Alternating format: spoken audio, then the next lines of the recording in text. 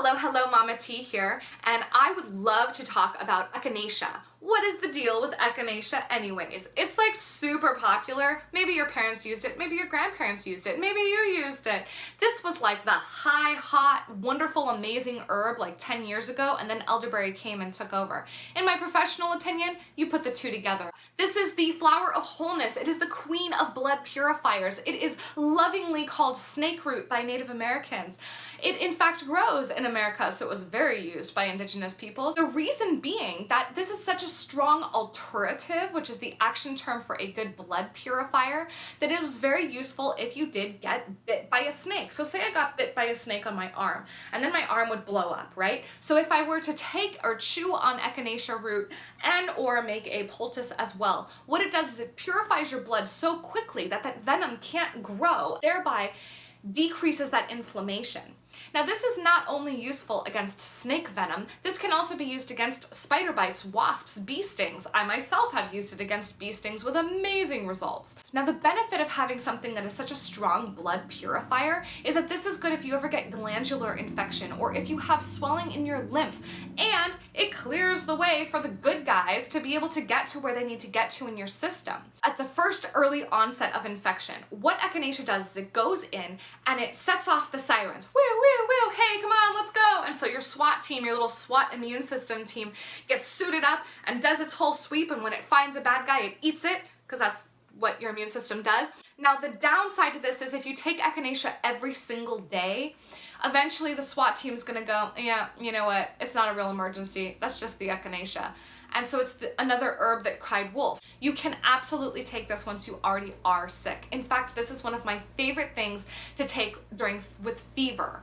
So whether you have a fever, whether your child has a fever, I love using this with children. I think it works beautifully with them. Now, if you have something chronic going on, say you have chronic respiratory infection, this is a friend for you because it clears out excess. And if you have excess snot going on, whether from allergies or illness or hay fever, it helps to relieve that as well, because a lot of that is inflammation in addition to the bad guys that are present in your system.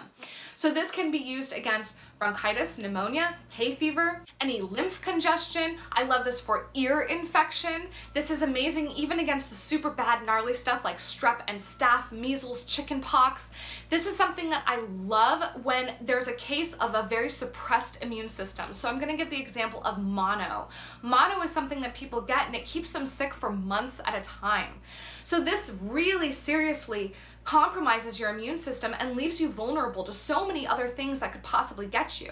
So I love Echinacea for this because it's going to go in and help to rebuild, help to clear out, and consistently keep those immune cells on their toes and working all the time, so that way you're not going to catch, hopefully not going to catch, the next thing and the next thing and the next thing, which means this is also appropriate in cases of autoimmune disorders. Definitely a good friend to have on hand. This is a very versatile plant. You can take it pretty much any way that you want. I myself think that it's the strongest when you take it in tincture or in capsule form. So for little children, I would either put a drop or two of the alcohol tincture in their water, or I would get a glycerin for them. I very specifically love this plant for its spiritual properties. This is my favorite go-to when somebody is either in a situation that is not good for them, where they need protection from a very negative outside influence and they need to be fortified from the inside out. Say the person is no longer in the rotten situation, but now they're outside of it and they're in recovery. This is a plant that is very good in cases of being shattered by a trauma, or when you're trying to recover from a trauma and you're having trouble finding your safe space in life.